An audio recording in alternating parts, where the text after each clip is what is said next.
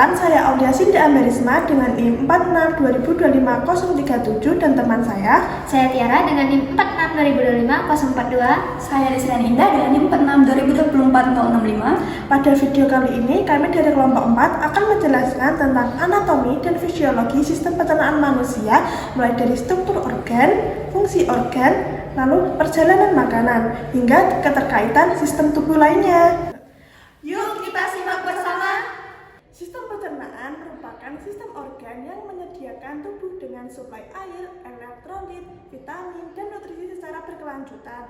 Sistem ini terdiri atas saluran pencernaan yang meliputi dari oral atau rongga mulut, ada faring, esofagus, lalu ada lambung atau gaster, lalu ada usus halus yang terdiri dari 3, duodenum, jejunum, dan ileum, lalu ada usus besar yang terdiri dari cecum, kolon ascendens, kolon transversum, kolon descendens, dan kolon sigmoid. Lalu ada rektum dan anus. Selanjutnya, terdapat organ aksesoris yang terdiri dari gigi, lidah, saliva glands atau kelenjar ludah, hepan atau hati, lalu ada glans bladder atau kantung empedu yang berperan membantu proses pencernaan meskipun makanan tidak melewati organ-organ tersebut. Perjalanan makanan dimulai dari oral atau rongga mulut. Di dalam oral, makanan mengalami pencernaan mekanik dan pencernaan kimiawi. Pencernaan mekanik dilakukan oleh gigi melalui proses mastikasi, yaitu memotong, merobek, menghancurkan, dan menggiling makanan menjadi bagian yang lebih kecil. Sementara itu, lidah berfungsi mencampurkan makanan dengan saliva hingga berbentuk bolus. Kemudian, mendorong bolus menuju faring saat proses diglutasi produksi oleh 3 pasang glandula salivaria, yaitu glandula parotis, lalu ada glandula submandibularis, lalu yang ketiga ada glandula sublingualis.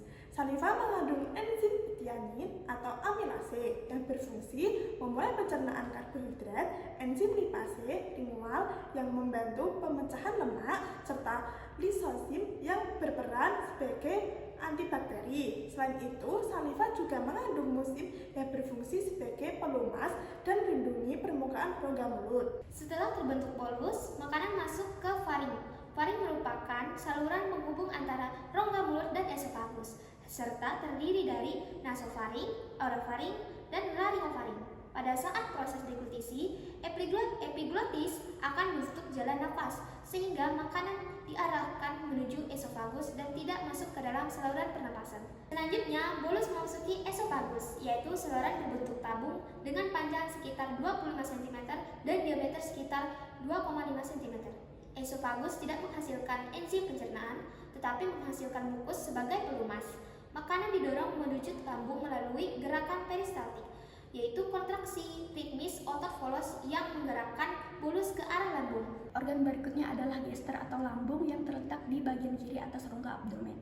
Tepat di bawah diafragma, lambung terdiri atas 4 bagian. Yang pertama itu kardia, fundus, corpus, dan pylorus. Fungsi utama lambung adalah menyimpan makanan, sementara mencampurkan makanan dengan getah lambung, hingga membantu kimus atau kime, serta mengatur pengosongan makanan ke duodenum. Setelah keluar dari lambung, kimus masuk ke usus halus yang terdiri atas duodenum, jejunum, dan ileum. Duodenum merupakan bagian pertama dan terpendek.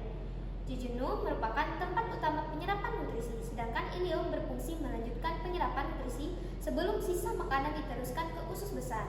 Total panjang usus halus mencapai sekitar 6-7 meter. Usus halus memiliki villi circulares, villi, dan mikrofili yang berfungsi memperluas permukaan sehingga proses absorpsi menjadi lebih optimal.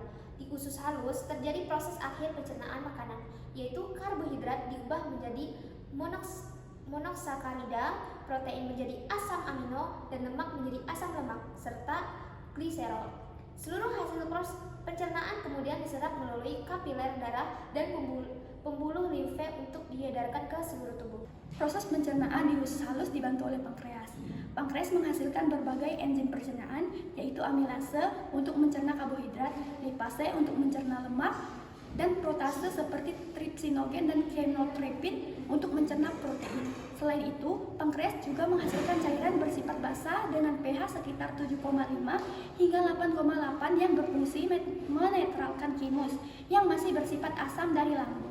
Organ eksesoris berikutnya adalah hepar atau hati yang merupakan organ visceral terbesar dalam tubuh. Hati berfungsi menghasilkan cairan empedu, metabolisme karbohidrat, protein, dan lemak, menyimpan vitamin serta mineral, dan melakukan detoksifikasi berbagai zat berbahaya. Cairan empedu kemudian disimpan di kantong empedu. Saat makanan berlemak masuk ke dalam usus halus, kantong empedu akan melepaskan empedu untuk mengemulsikan lemak, sehingga lemak lebih mudah dicerna dan diserap.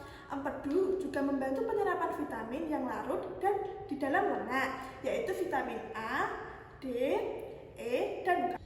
Setelah seluruh zat gizi diserap di usus halus, sisa makanan akan masuk ke usus besar yang terdiri atas cecum, colon ascendens, colon transversum, colon descendens, dan colon sigmoid.